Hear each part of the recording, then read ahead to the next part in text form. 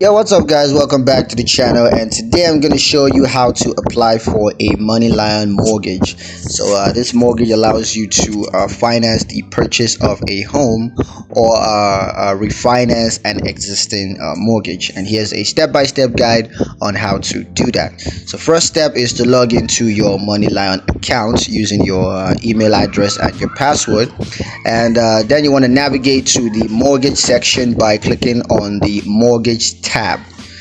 Next, you want to click on apply for a mortgage, and you want to select the mortgage type based on what's available.